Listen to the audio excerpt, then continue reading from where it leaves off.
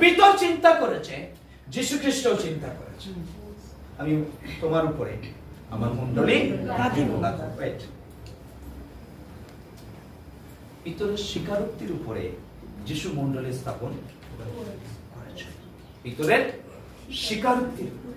পিতর কি স্বীকারোক্তি করেছেন? বাক্য। পিতরের উপরে নয়, পিতরের উপরে নয়, তার উচ্চারিত পিতর কি উচ্চারণ করেছেন? আপনি সেই খ্রিস্ট। আপনি সেই খ্রিস্ট। আজকে আপনি আর আমি কি স্বীকার করেছি?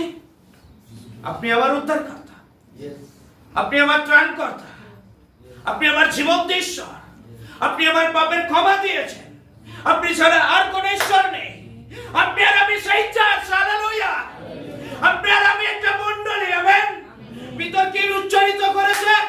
আপনি জীবন্ত ঈশ্বরের পুত্র, আপনি সেই খ্রিস্ট।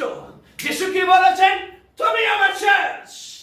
তোমার উপরে, তোমার এই স্বীকারোক্তির উপরে আমি মণ্ডলী গাঁথবো। আমেন। জাস্ট কোন এই ঘর নয়, জাস্ট কোন ইট বালি দিয়ে ইমারত নয়। আমেন। জাস্ট কোন বিল্ডিং নয়, জাস্টকে আপনার আমার স্বীকারোক্তি। আপনি আর আমি সেই চার্চ, আপনি আর আমি সেই মণ্ডলী। খ্রিস্ট আমার প্রিয়। পিতর কি প্ল্যান করেছে? পিতর কি চিন্তা করেছে? এটি কোনো সাধারণ নয়, এটি জীবন্ত ঈশ্বরের পুত্র। হালেলুয়া।